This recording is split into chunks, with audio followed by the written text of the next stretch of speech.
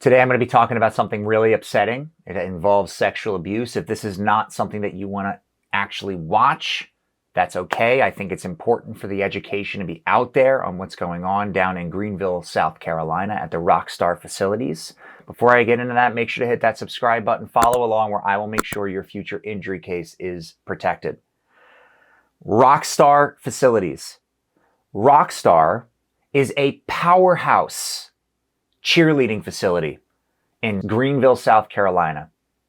At minimum, 6 coaches are being accused of sexually abusing minors who were either staying at this facility or were coming and going at this facility. This place is somewhere that is so legendary in the cheerleading community that people would fly in from all over the country. They actually had dorms where people would stay for weeks at a time to learn how to do competitive cheerleading in a complete vulnerable situation where these young women, young men were put into situations where they were exposed to horrible people who took advantage of the power imbalance that they had the opportunity to take advantage of at this place.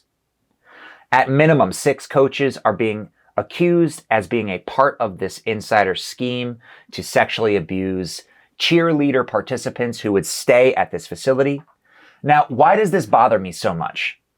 Obviously, sexual abuse is not a fun subject to talk about, an easy subject to talk about. This bothers me because I got into the law, not just because my dad did this, but because power imbalance situations are exactly the kind of vulnerable situations that put people in the most harm. If you are a child and your coach says, go do this, go do that, you really don't have a choice if your parents aren't there and you are lodged at this home.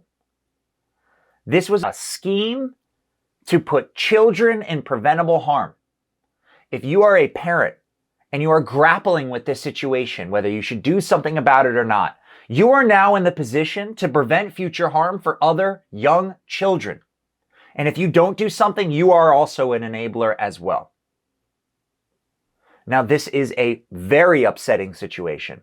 And to have to relive it should be up to the child. If they really don't want to relive it, that I understand. But this is something that's serious. This is real. This is happening with several people coming forward. The first complaints were filed on September 1st of this year in 2022, and there will be several more. If you want to have a confidential conversation with me or a member of my team, there will be a link below where you can have a confidential conversation with my members of my team.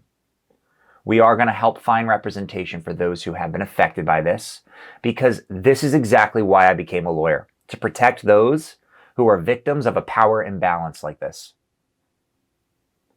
I'm happy to be a resource. I'm sorry that this is happening. I'm sorry I had to be the one to report on this. There will be links below to articles related to the situation, but it is real, it is serious, and something should be done to put those who need to be held accountable to be held accountable.